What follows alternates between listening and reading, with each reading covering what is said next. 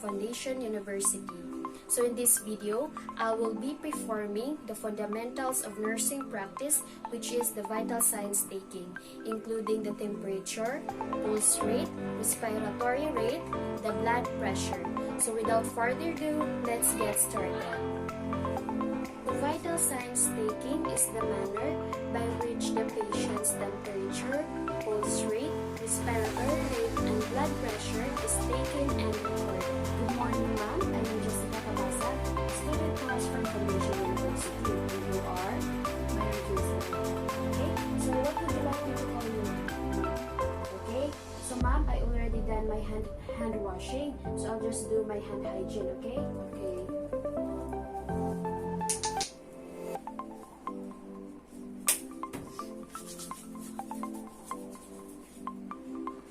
Okay, ma'am, this time, could you please give me some moment because I'm going to assemble the equipment needed for this assessment. Is that okay? Yeah, sure. Take your time.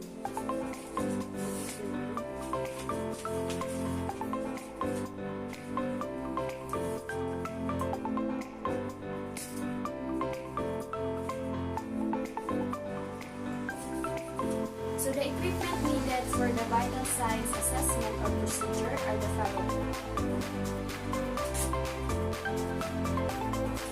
So the first one is the stethoscope. It can be used to determine the respiratory rate of our patient. The second one is the cotton balls. It can be used to sanitize the equipment before and after use, before giving it to the patient. So the third one is the sphygmomanometer. It can be used to determine the blood pressure of our patient. And then the fourth one is a thermometer. It can be used to take the temperature of our patient.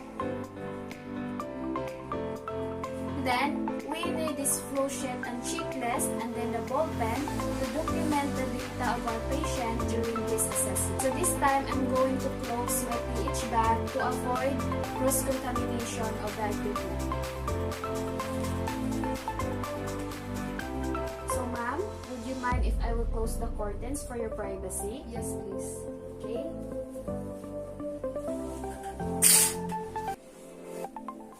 This time, ma'am, would you like to use the toilet to avoid interruption during the procedure or the assessment?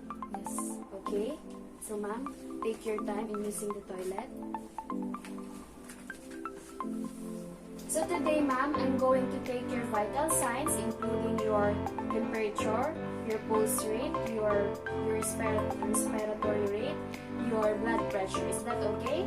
Yes. Okay. So we will now begin in taking your temperatures. Is that okay? We will now begin. So the purpose in taking the temperature of our patient are the following.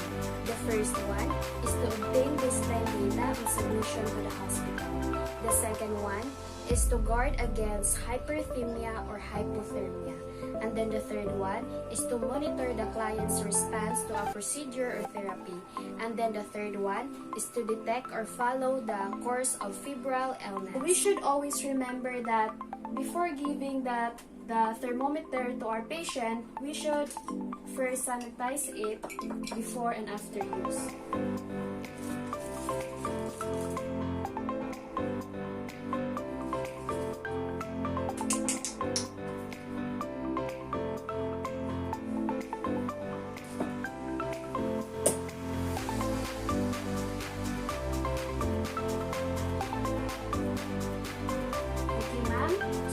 How to use this thermometer on your own, or do you want me to put it on this? Okay, so that's good.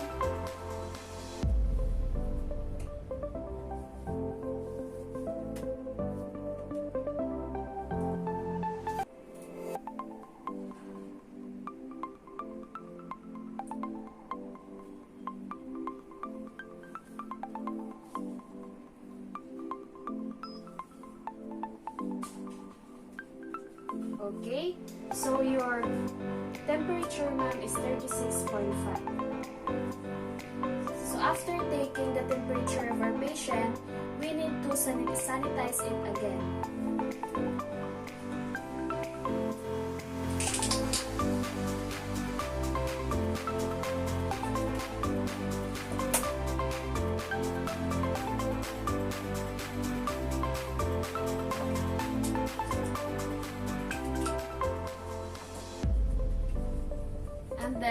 record the temperature.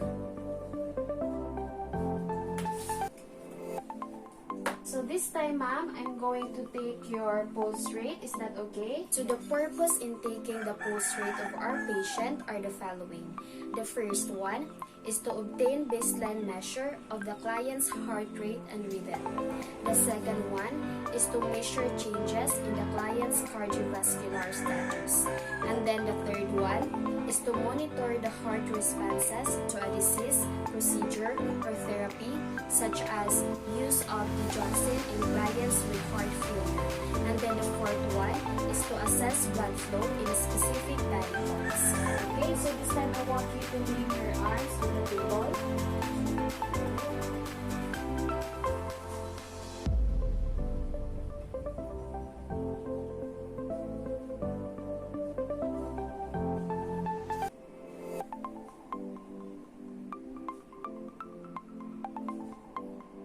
Okay, so your pulse rate, ma'am, is 60 beats per minute.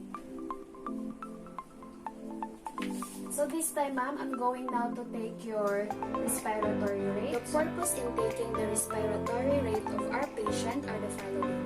The first one is to obtain baseline data on respiratory rate and characteristic. The second one is to monitor effects on pathology condition on the client's respiration. And then the third one is to monitor the client's response to a specific intervention that affect respiration, such as oxygen therapy. So I want you to inhale and exhale normally, okay? Okay.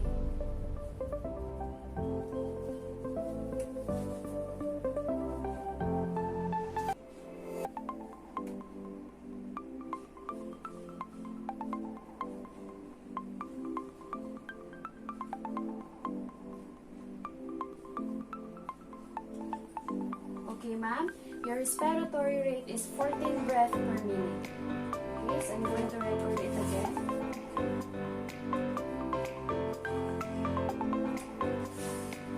So this time, ma'am, I'm going to take your blood pressure. So the purpose in taking the blood pressure are the following. The first one is to afford the opportunity to observe the general condition of the patient. The second one is to serve as a guide in meeting the needs of the patient. The third one is to aid the physician in making his diagnosis and planning the patient's care. So I want you to put your arms again on the table. Okay? So ma'am, do you feel any pain in your arms? No. Okay, so that's good. Okay, ma'am, is it okay with you if I'm going to raise the sleeve on your shirt because I'm going to put this pressure cuff in your arms? Is that okay? Yes.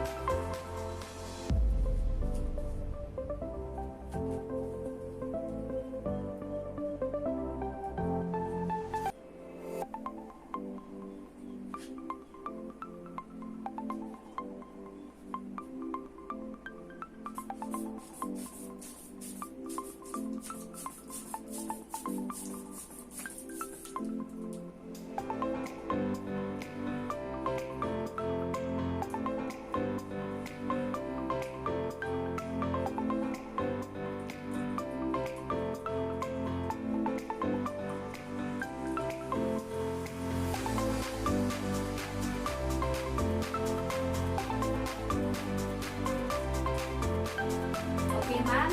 So your blood pressure is 120/80, and it's normal.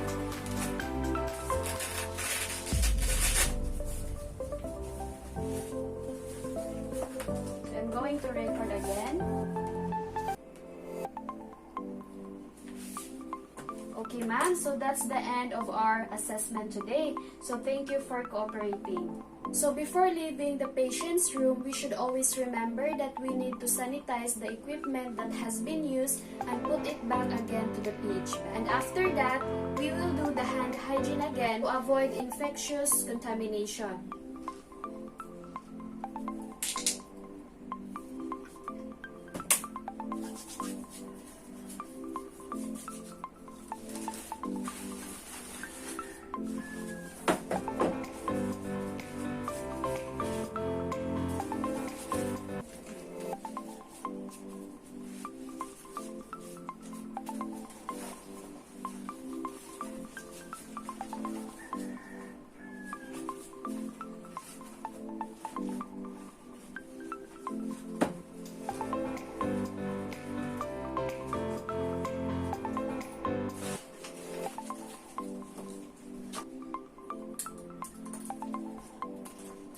And then we need to close the bag.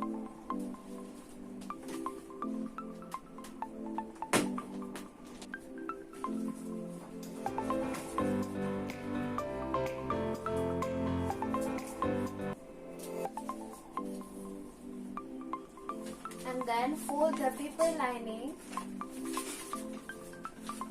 and put it over the pH bag.